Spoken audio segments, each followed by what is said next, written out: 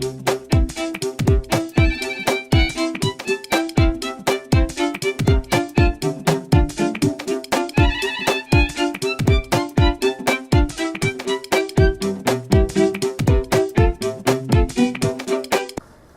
thank you. My name is Cyndee Bowdoin. I'm glad you could all be here today.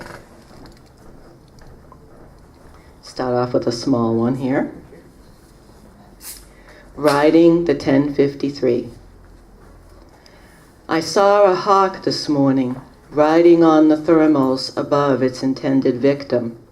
I felt a stab of pity for the small creature huddled in its shadow, but I could do nothing except watch life and death play out as I hurtled by on a northbound train.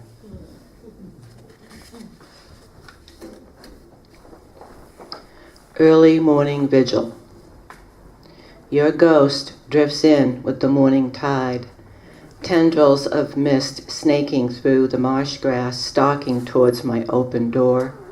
I can almost see your face in the shifting haze, a relentless pressure without physical weight. An osprey's shrill cry breaks the silence. It dives to the surface, then soars up, silver gray fish struggling in its beak. I am like that fish, caught in a force I can't break free of, the memory of you that still grasps my heart. Swimming. You can tell the lake is ancient just by looking at it. It stretches out, insolent and brooding, possessing a deep, cold heart. Everything about it feels prehistoric, even the pebbles that peek out, sharp and menacing, from their place where the water beats the shore. On the sunniest days of summer, it lies black and icy. You can't help but feel that there, right there in its center, something lies in wait. They say sea serpents troll its depths, ready to pounce on the unsuspecting.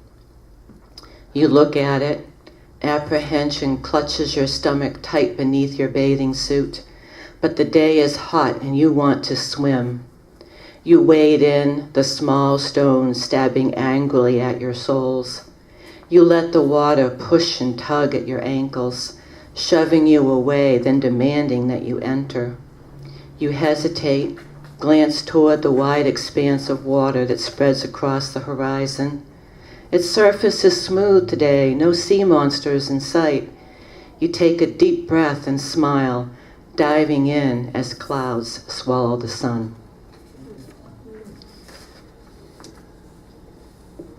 Sweet bride. I think I'll try you on a short-term lease. I'm not ready for a 2.9 APR commitment.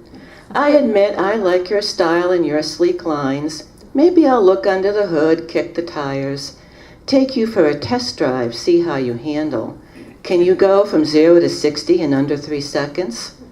You're not a very practical model. I'm sure your upkeep is more than I can afford. But you make my heart flutter and stir my imagination. I can see us cruising along the beach, bottle of wine, picnic basket in the trunk, or hitting the open road, destination unknown. Pack a weekend bag, Beach Boys on the radio. Yes, you stir something in me long forgotten. I can almost feel the wind whipping through my hair as we fly through the night down the highway with the top down. Ah, well, there's no room for you in my driveway. My budget is already stretched too tight. Besides, I know each day when the sun goes down, you park your sassy chassis in someone else's garage, and you know what they say about buying used cars.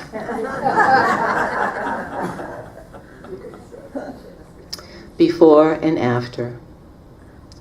I slip on my mother's pink taffeta dress as if I could slip on her past.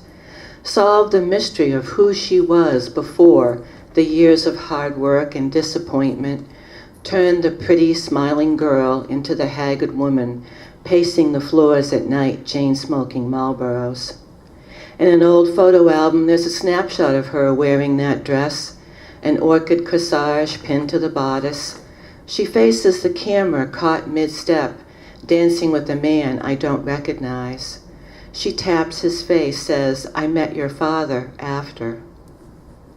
After they were married, she put the dress away in a plastic bag with lavender and mothballs, where it has hung for years like an unwelcome guest, until the day I shake it free and put it on.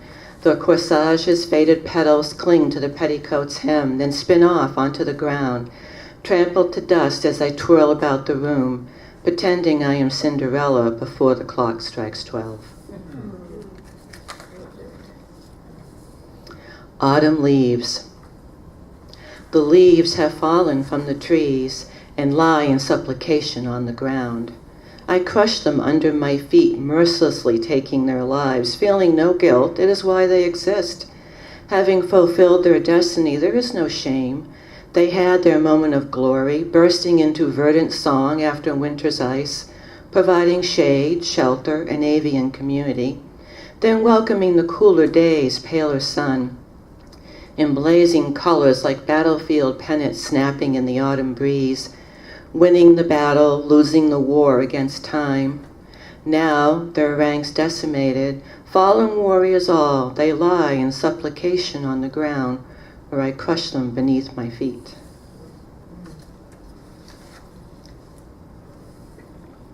Time after time. Do you remember the time we met? Eyes locking together across the room, our beating hearts sealed our fate, eternity captured in that moment. Do you remember the time we spent, enraptured by each other, breathing as one, dreaming as one, the promises we whispered in the dark? Do you remember the time we lost, the love we had planted but could not grow, angry words poisoning the ground, our wounded hearts bleeding out? Do you remember the time we left, closing the door on what was, leaving behind what might have been, eternity captured in that moment? So many books, so little time. I planned on reading my new book today, yet somehow I was led astray.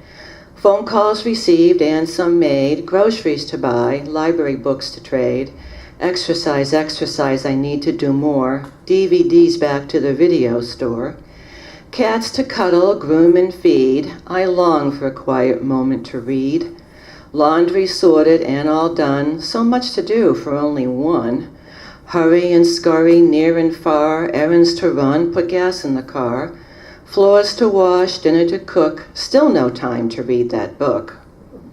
Dishes to wash, vacuum the rug, kitty cat's impatient for another hug. Night has fallen and I am spent. I can't imagine where my day went. I heave a sigh long and deep. If only I could read in my sleep.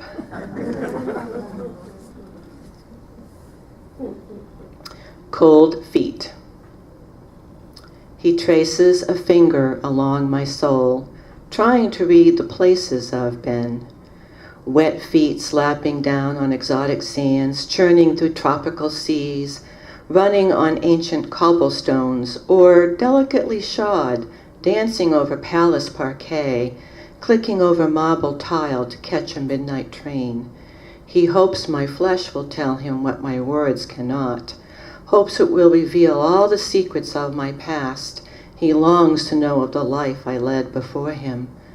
Will he love me more or turn away, disappointed at how ordinary it has been? Wet feet slapping down on fresh mown grass, churning through a dented kiddie pool, running on cracked concrete, roughly shod, dancing over cheap shag carpet, clicking over vinyl tile, working the midnight shift. He smiles at me, waiting. I will my feet to remain silent. Let him love the me he thinks I am, just for now, I pray, as he traces a finger along my soul. And I think one more. Okay. Dreamscape. I see you there in the dark, where dreams lie hidden out of reach. Time has elapsed into this void where Morpheus holds me in his grasp.